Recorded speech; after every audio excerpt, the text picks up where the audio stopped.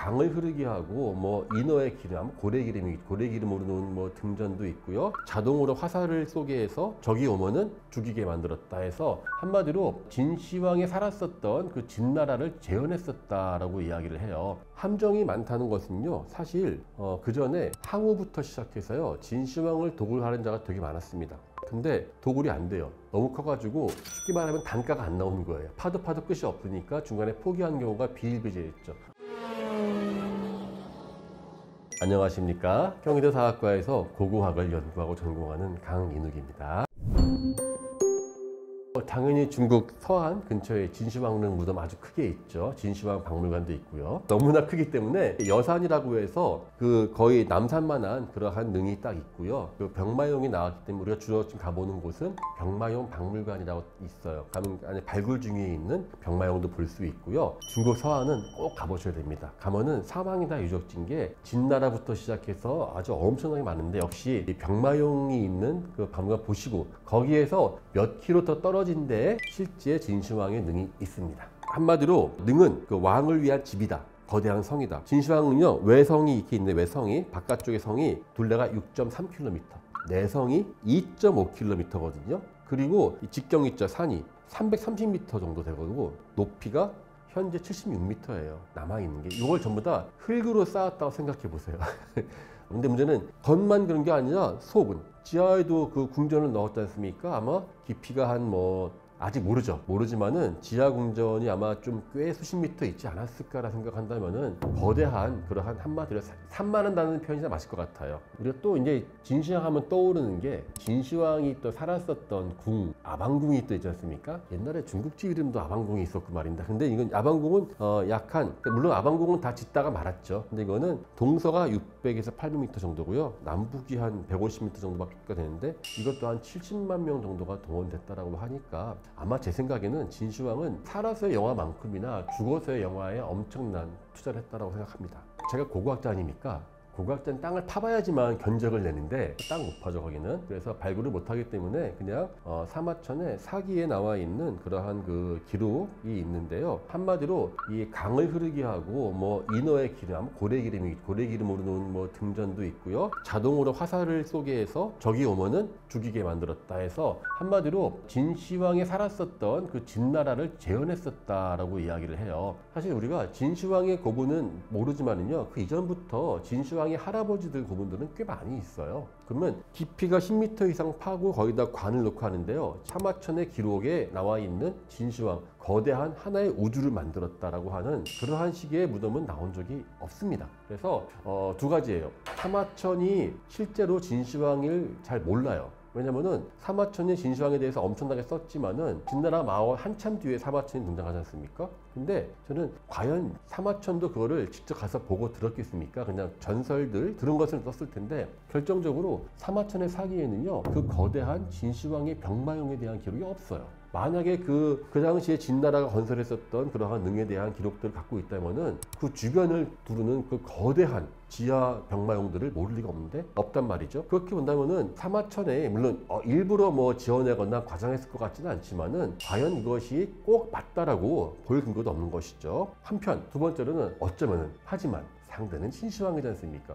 진시황이라면 정말로 만들 수 있어 라는 생각도 있습니다. 왜냐면은 시황제예요. 최초로 황제라는 것을 합니다. 어느 누구도 해본 적이 없었던 그 길을 간 겁니다. 따라서 이 사람은 무엇이든 완벽한, 그 전에 만들어 놓지 않은 대제국 만들었기 때문에 거기에 걸맞는 그러한 그 장치들을 만들었을 것이다 라고 하는 분도 있습니다만은, 저는요 개인적으로 저는 기존에 있었던 다른 왕들의 무덤과 크게 다를 것 같지는 않다는 게 제 개인적 생각입니다. 왜냐고요? 간단해요. 모든 무덤 만드는 기술들은요, 갑자기 하늘에서 떨어지는 것이 아니라 그 당시에 갖고 있었던 모든 건축 기술들을 넘어갈 수가 없다는 거죠. 평소 집 만드는 그 기술을 똑같이 무덤으로 들어간 거거든요. 아무리 내가 지하에다 뭘 해줘라고 해도 그 전부터 그러한 무덤 만드는 기술이 없다면은 갑자기 진시황 때 등장했을 리가 없습니다. 또 만에 하나 진시황이 열심히 개발했다고 쳐요. 그 지하에 무덤 만드는 기술을, 강이 흐르고 뭐 저기 꺼지지 않는 등이 하늘에 별을 갖다 해놓고 했다고 쳐요. 그러면은 죽은 뒤에 그 무덤을 호화롭게 만들려는 것이 극에 달한 때가 언제였냐면은 진나라 다음이 한나라 때예요. 한나라의 귀족과 왕들의 그 호화로움은 상상을 초월합니다.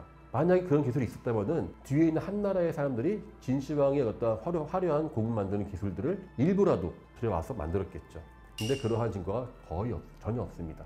따라서 저는 신화는 신화일 뿐 발굴해봐야 나오겠습니다만 저는 개인적으로 그렇게 기록된 그런 정도의 거대한 그러한 시설들은 안 나올 것 같다라고 그냥 생각합니다.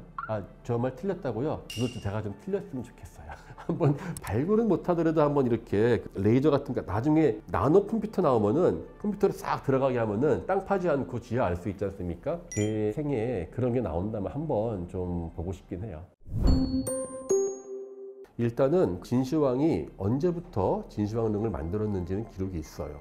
사기에 보면은요, 즉위 초부터 여산릉을 만들기 시작했다. 여산이 바로 그 산과 같은 능을 만들기 시작했다. 근데 그게 진시황이 13살에 즉위를 합니다. 그리고 죽은 게 37년 뒤에 죽어요. 50살에 죽었는데 37년 동안에 모든 그 진날의 토목 기술이 동원됐을 거죠. 자, 그렇다면은 그리고 죽고 난 다음에 한 2년 동안 더 능력 공사를 했다고 하니까 총 한 40년 정도 만든 겁니다.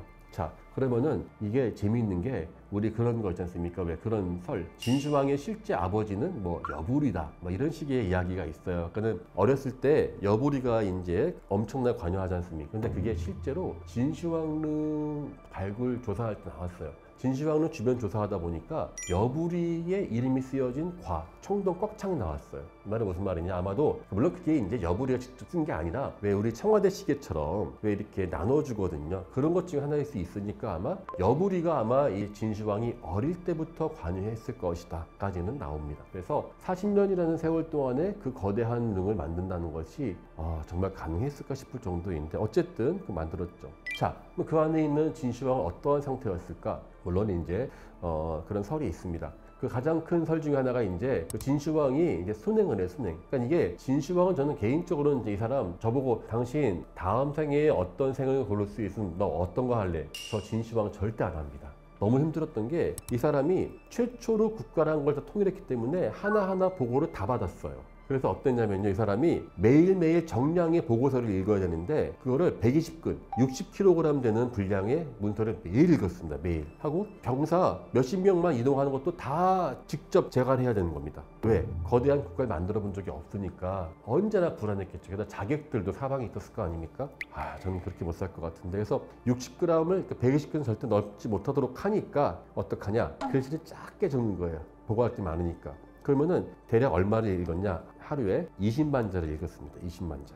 20만 자면은 한문 20만 자 여러분들 매일 읽고 하나하나 이거 코멘트 달고 이거 다시 해와 기한 다시 올더라 저거 어떻게 해라 할 수 있겠어요? 했단 말이죠. 그 다음에 진시황은 또 있어요. 내가 어디 정복했죠. 10년, 20년 지났죠. 불안하죠. 그 사이에 반란 일으키면 어떡해. 왜냐면은 그 전부터 중국이었다가 아니에요. 그러니까 중국은 우리가 생각하는 그 중국이라는 게 있어 본 적이 없는 상태에서 이 사람은 마치 우리를 말하면 지금 베트남이나 중국이나 뭐 저 필리핀 이런 데 다 지금 모아놓은 것 같은 형국이에요. 그러면 아직도 진단한 말 잘 듣는지 불안하죠. 계속 사방을 다녀요. 우리가 순행이라고 보통 이야기하죠. 요즘이야 비행기 타고 KTX 타고 영등 좋지만 그 당시에 이게 아무리 왕이지만 힘들었을 것 같아요. 그래서 5년 동안 다니다가 길에서 객사를 합니다. 객사. 하북성 일대에서 뭐 중도가 나오죠. 자, 그런데 요즘이야 우리가 사람이 죽으면 곧바로 냉장고 그 시신 보관소에 다 염처리합니다만은 첫 번째로 죽으면은 이 사람의 죽음이 알려지는 순간 제국이 와야 되기 때문에 숨겨야 됩니다. 두 번째로 그 사이에 이 사람이 빨리 궁으로 돌아가야 되겠죠. 어쨌든 죽어서 갈 곳은 따로 정해져 있는데 그건 서안 근처니까. 그래서 처음에 사마천에 따르면 이제 이 사람이 가는 걸 숨겼다. 죽음을 숨기고 그 다음에 이제 시신이 계속 부패하지 않습니까? 부패하면은 단백질 부패한 냄새는 좋을 리가 없죠.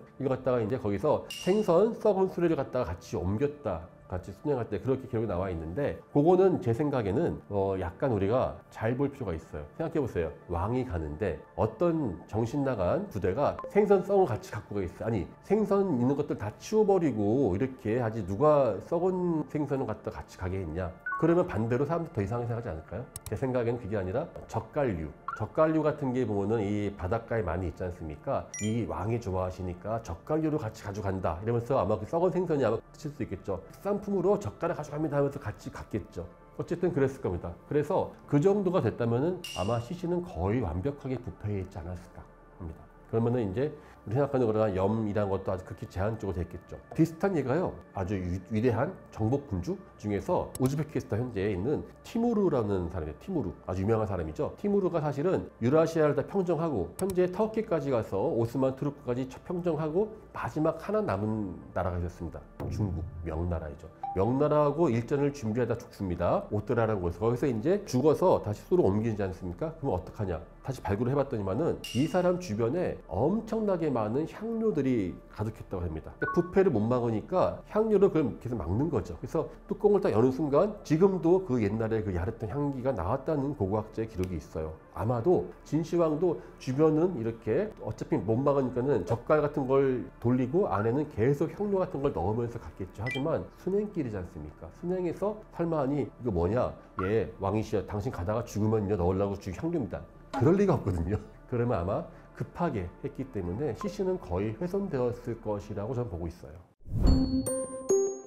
병마용 기행이라는 것은요 전혀 의도하지 않은 상태에서 발견된 겁니다. 이게 1970년대 초에 발견되는데요. 문화혁명으로 모든 게 정지되어 있었을 때 능에서 몇 킬로 떨어진 데서 우물을 파다가 우연히 사람 팔이 나와서 그게 봤더니만은 그러한 병사의 어떠한 토용이었다는 것이 나오는데요. 현재까지 이게 병마용 글자 그대로 동쪽을 바라보면서 이렇게 경호를 세우는 그런 식으로 되어 있고 실제 군대와 똑같이 마차 마모도 있고 실제 무기도 있고 한데 다 다른 그러한 그 얼굴로 되어 있기 때문에 실제 군사를 모방한 것이 아니었겠냐라고 하는 말도 나오고 있어요. 근데 사실 그런 것을 단기간에 만들려면 규격화가 되어야 되기 때문에 한 곳에서 만든 것이 아니라 사방에서 만들어서 아마 조립을 했을 것이다까지 요즘 나오고 있고요. 또 최근에는요 병마용갱이 1호, 2호, 3호가 있는데 3호까지 발굴해 보니까 3호 병마용갱은 일종의 사령본부 같은 헤드쿼터 같은 것이 아니었을까. 진짜 완벽하게 재현해 놓은 거예요. 요즘에 다른 지역도 발굴해 보니까 우리는 보통 군인들만 있는 줄 아는데 얼마 전에는 이렇게 춤추는 기회단 있죠. 기회하는 사람들하고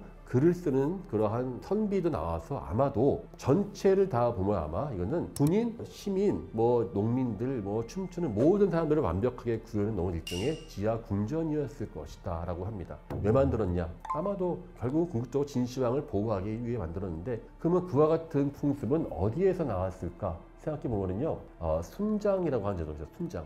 순장은 아시죠? 같이 누가 죽으면 묻는 것이라고 하는데요. 순장 제도가 중국 내에서 그 당시 춘추 시대 때 가장 많이 있었던 나라가 바로 친나라였습니다. 진시황의 할아버지 중에서 진경공이라는 사람이 있어요. 이 사람이 기원전 537년이니까 아마 진시황보다도 한참 한 300년 전에 있었던 할아버지인데 진경공인데 뭐 사실 왕이죠, 왕. 이 사람 운동 발견해 보니까 순장자가 무려 180명이었습니다. 순장을 왜 했냐? 여러 가지 이유가 있는데요. 내가 수천 명 되는 사람들을 같이 정부 요직이 있는데요. 언제 누가 제 등에 칼 꽂을지 모르죠. 그럼 어떻게 하면 되는 게 아십니까? 내가 너 장관 시켜줄게. 좋습니다, 왕이죠. 근데 조건이 있다. 나 죽으면 너 같이 죽어야 돼. 그러면은 제 측근이 나를 암살하는 순간 같이 죽을 거 아니에요. 그러면은 충성도가 거의 뭐 이제 진짜 목숨을 바꾸는 정도가 되겠죠. 그러면은 안심할 수 있겠죠. 아마 그런 식의 순장, 우리는 보통 이제 적을 죽여서 막 묻는다 생각하는데 그거는 극히 일부이고 보통은 자기의 측근들, 같이 아는 사람들을 같이 묻어서 저승도 함께하는 것이 목적인데 진시황이라면 아마 그 함께 지하로 들어가는 사람이 실제 사람을 죽일 수는 없죠. 왜냐면 그랬다가는 그만큼 국력 손실이 일어나는 겁니다. 그렇기 때문에 안 되겠죠. 그럼 어떡합니까? 엄청난 부와 재화를 이용해서 똑같은 사람 크기와 완벽한 크기의 어떠한 지하의 궁전을 만들어 놓지는 않았을까 이렇게 생각합니다. 그래서 병마용이라는 것은 지금도 발굴 중에 있기 때문에 그 신비는 계속 이어지고 있다라고 할 수 있죠. 함정이 많다는 것은요, 사실 그 전에 항우부터 시작해서요 진시황을 도굴하는 자가 되게 많았습니다. 근데 도굴이 안 돼요. 너무 커가지고 쉽게 말하면 단가가 안 나오는 거예요. 파도 끝이 없으니까 중간에 포기한 경우가 비일비재했죠. 최근에 일제가 중국 침략했을 때도 어떤 일본 사람이 그거 도굴을 시도했던 적이 있는데 우리가 생각하는 그러한 규모로 도굴했다가는 그거 절대 모르죠. 그래서 이제 남아있는 게 어떠한 증거도 없어요. 사실 함정에 대한 증거가 없습니다. 근데 저는 함정에 대한 그 이야기는요 실제 없었을 것 같아요. 왜냐고요? 모든 그 무덤들은 도굴당하기 때문에 도굴당하는 걸 방지하기 위해서 여기엔 뭐가 있네, 무슨 저주가 있고 화살 쏘고 이런 식의 이야기를 만들어내거든요. 자동활이 있다, 함정이 있다. 만약에 그런 것이 나오려면요, 진나라 때 이미 그와 같은 무덤 안에 그런 것을 설치하는 기술이 있어야 되고요. 그렇다면은 진시황 이전부터 그러한 기술들이 있어야 돼요. 왜냐면은 진시황 이전부터 도굴이 엄청 됐거든요. 진나라 경공, 지금 경공 있죠? 진시황 먼 할아버지 180년 순장한 무덤에는요, 도굴갱이 무려 100개 이상 따왔어요. 그 도굴이 엄청 심했다고요. 근데 그런 기술이 있었다면 그 전부터 그러한 걸 썼겠죠. 그래서 진시황 때 만들었을 가능성도 있지만은, 물론 발굴해야 알겠지만은, 저는 어쨌든 막 그런 식의 이야기를 더 확대해서 부풀려서 만들었지 않을까 싶습니다.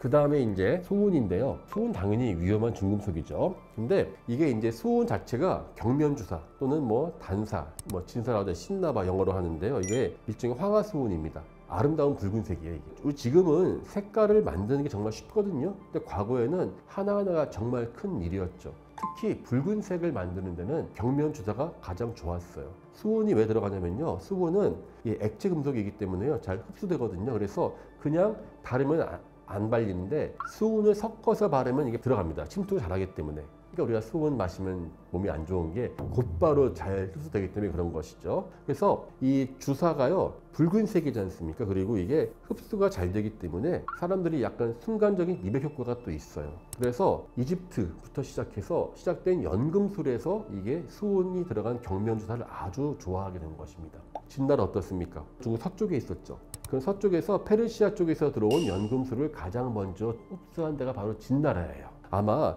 그와 같은 그 수운이 신선이 되는 그러한 가장 좋은 약재라고 생각했던 것 같습니다. 그래서 포박제라는 책을 보면은요, 신선이 되기 위해서 가장 중요한 단약, 먹는 약이 바로 이 주사, 수운을 먹었다는 것이었겠죠. 그래서 이게 수운이 위험하다는 걸 당시엔 몰랐을 거예요. 그냥 몸이 안 좋지 정확한 관계를 모르기 때문에 아마 진시황이 실제 수운을 먹었을 수도 있지만, 아마 제 생각에는 각종 벽이나 이데 붉은색, 특히 붉은색은 또 이렇게 그 생명력을 상징하지 않습니까? 지금도 부적 쓸 때요, 원래 부적이 바로 지금 경면주사, 지금 말한 수운이 들어간 황화수운으로 부적을 씁니다. 썼었어요. 지금은 모르겠어요, 제가. 근데 그래서 예전에 부적 잘못 태우다가 돌아가신 분도 있었어요. 80년대에 어떤 점집에 있는 분이 한 200장 되는 부적을 화장실에서 불을 태우다가 밀폐된 공간에 태우는 바람에 순간적으로 흡입이 돼가지고 좀 안 좋게 된 경우가, 제가 그걸 한번 논문으로 본 적이 있었는데요. 아마 그런 식으로 알게 모르게 흡입이 많이 되었을 것입니다. 얼마 전에 저기 연구 보니까 진시황릉에 이제 탐침을 해서 조사해 보니까 속에 수은의 비율이 일반적인 땅보다 높았다는 것까지 봤는데요. 이게요, 높이가 70몇 미터거든요. 만약에 수은을 썼으면은 과연 그 무덤 안에 있는 것이 그렇게 검출되었을까? 된다면은 적어도 몇 번에 걸친 더 검증, 교차 검증이 되어야 되는데 아직 그것까지는 못 갔기 때문에 그냥 가능성 정도로만 알고 있습니다. 그래서 수은을 좋아했을 건 분명합니다. 다만 수은 강이 있었을까? 글쎄요, 그건 저도 잘 모르겠습니다. 진시황 하면은요, 한 번도 누구도 가져보지 못한 그러한 야망을 품었던 것이죠. 어느 누구도 그들을 모두 통합하겠다 생각 안 했단 말입니다. 그 전까지도 몇백 년, 몇천 년 동안 다 다른 나라였단 말이죠.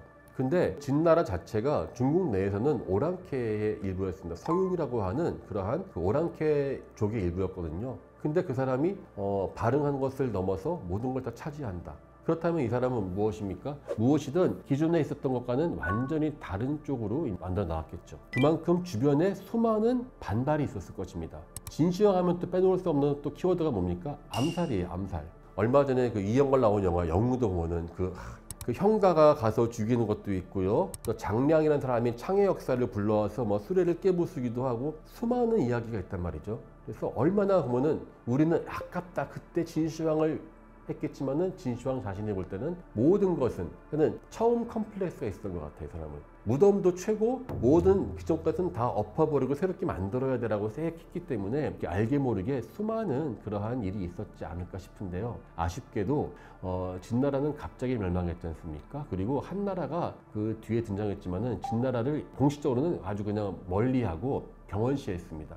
게다가 우리가 요즘에는 중국이 진시황을 아주 떠받들고 있지 않습니까? 근데 최근까지도 1990년대까지도 진시황은 사실 폭군의 대명사가 진시황이었습니다. 그래서 그렇게까지 존경하지 않았었고 그 중국 역사 내내 진시황은 없어져야 될 그러한 사람인데 중국이 요즘에 커가면서 급격하게 영웅시가 되면서 그러니까 이 사람의 이미지가 바뀌었죠. 어쨌든 앞으로 진시황에 대해서 많은 것도 밝혀지겠지만 21세기 중국이 왜 진시황을 필요로 할까 한번 생각해 보면은 저는 그 점이 또 중요하지 않을까 싶어요. 왜 현대의 중국은 진시황을 그렇게 떠받들까? 우리나라 북한과 남한 있죠. 북한과 남한의 지도자가 똑같이 봤었던 유일한 유적이 어딘지 아십니까? 진시황의 병마용 박물관입니다. 병마용 박물관을 1980년대에 김일성이 가서 봤고요. 2012년도인가요? 그때 박근혜 대통령 때 방문했습니다. 그냥 병마용은 외국에서 누가 오면은 그냥 보여주는, 그러니까 중국을 대표하는 강력한 중국을 상징하는 심볼이 되었다는 것이죠. 하지만 실체는 무엇이냐? 그렇게 쓸데없이 무덤을 거대하게 만들고 아무도 하지 않은 것을 계속적으로 반복적으로 했기 때문에, 그렇기 때문에 진시황은 49살에 빨리 죽을 수밖에 없었고 그가 만든 제국도 그냥 무너질 수밖에 없었습니다. 전 그래서 과연 진시황이라는 사람의 어떠한 실체를 본다면은 지나치게 사람들과 거대한 것을 추구했었지 그 제국의 영속성을 거의 고려하지 못했기 때문에 이거는 절반의 성공일 수밖에 없다. 그래서 우리는 진시황에 대한 그러한 수많은 전설들